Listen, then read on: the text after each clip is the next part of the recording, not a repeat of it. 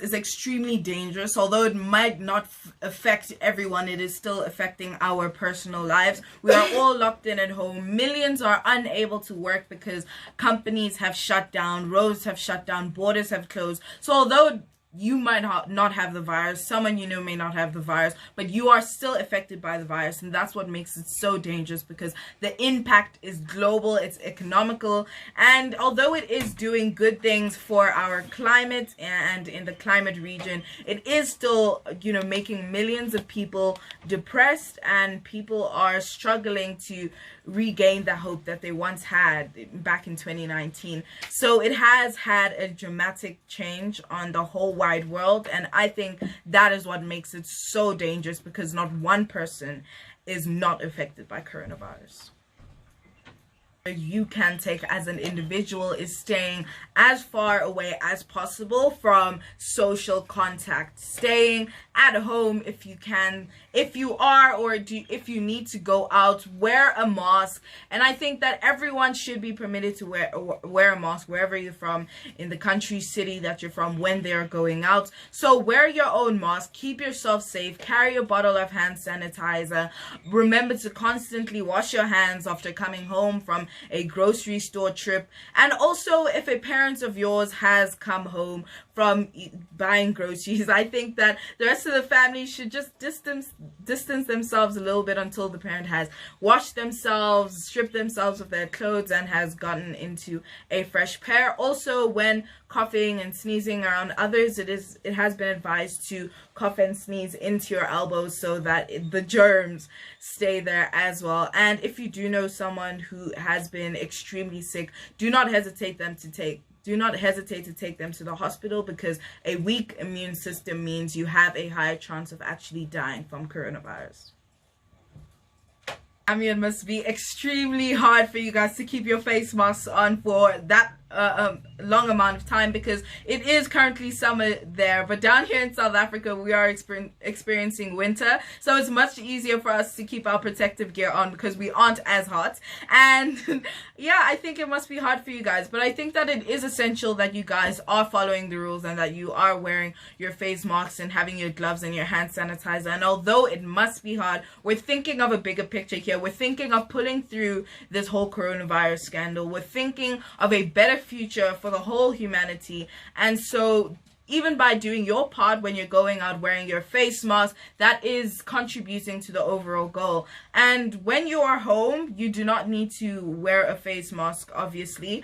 And try and not overbuy, don't panic buy, because we do need these face masks and these gear for our health workers who are currently working long, strenuous hours trying to treat people with coronavirus and other deadly diseases. So if you can try not to overbuy or overuse, then that would be amazing for our health workers.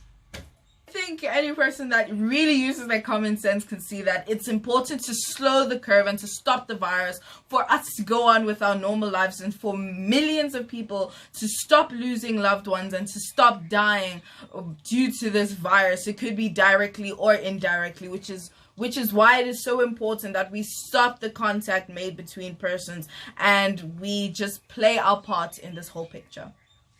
Well, I think it's hard to say at this time when we can actually return back to normal. And although many people are suffering, I think school children have it the worst, because we're under pressure and we're stuck at home and we still have to keep up with deadlines and due dates and the pressure of school, and we aren't used to this online or homeschooling environment. So to many of us, it is hard communicating with our teachers and communicating with other pupils. Many of us are getting left behind in crucial subjects, and I think that school children, it's going to be with us. This experience is going to be with us forever. We will never ever talk bad about school again after being gone through what we are currently going through right now. I mean, it's hard to get across to your teachers that, look, ma'am, I have a lot of work, so I may turn in this assignment late. So I think that for a lot of children, the stress has been extremely high. since we're all stuck doing online schooling. And to the parent who is worried, I think that you should support your daughter and just try and help her out as much as you can, because she will be going through a stressful time, especially if she's set to write her final exams. And to all the students in grade 12 or doing their final exam, I wish you guys all the best, and I'm sorry that it had to happen in such a bad time.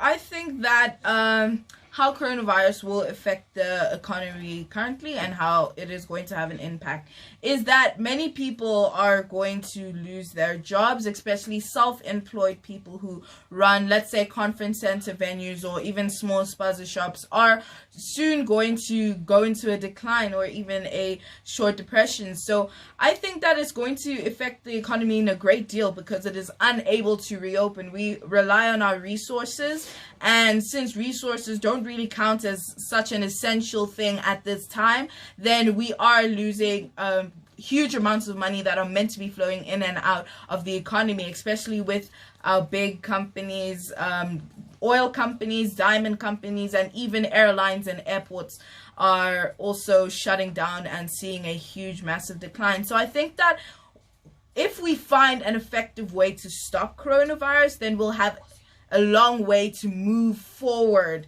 as Africa and get the economy back up and running. But we'll still have a long way to get to where we were. And some may see it as a good thing, some may see it as an extremely horrible thing.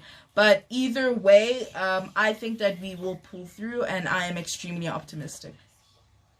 We were a little bit uncomfortable with the situation we were put in. It was an abrupt close to schooling. I think we were told a day before that, oh, schools are going to close. So we got there on the last day of school. Our school had to put quick measures into how we were going to carry on our schooling. Many students were sulking, although some were happy. Yay, we get to stay at home.